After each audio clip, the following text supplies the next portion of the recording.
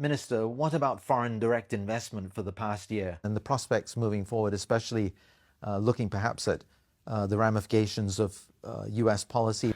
So for Malaysia and for ASEAN, we are looking at how this may have an impact or indirect impact to us. As you know, the supply chain globally is all very interrelated, interdependent. So one supply chain challenge in one part of the world will have a knock-on effect to the rest of the world.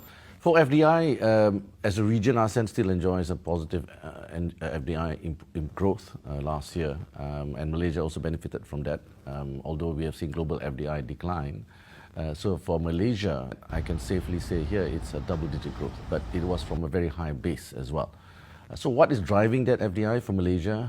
If you look by country, it's actually the United States because of the investments in technology, space in the digital economy, and followed closely with Europe and China.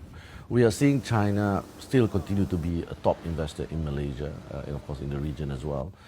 And when you look at China's investments into Malaysia, it has always been in sectors that are quite diversified. So turning to ASEAN, Malaysia is the chair of ASEAN this year. What are your key priorities? The theme is inclusivity and sustainability. You know, if you look at ASEAN, more than 95% are SMEs. So how do we make sure that SMEs, and then when you look at SMEs, don't forget there are women SMEs, women entrepreneurs, and the youth also involved in the ASEAN economy. I think the inclusivity part is very important and not taken for granted, because if you've seen all around the world, when people don't feel they are included in the growth of an economy, naturally they will then question the whole concept of multilateralism, right? So I think that principle of multilateralism have to be made clear, the benefits that spill over that everyone can achieve, or else you know, whatever policies that we do, even in ASEAN, will be questioned by many. What role can ASEAN play then in countering this push against multilateralism and the threat to the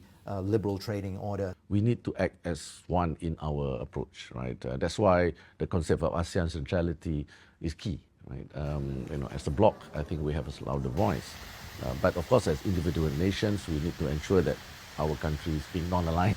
So I think ASEAN has a middle power role to play, where we can try and navigate these very tricky and uncertain times by being together. And then that's why ASEAN centrality is important.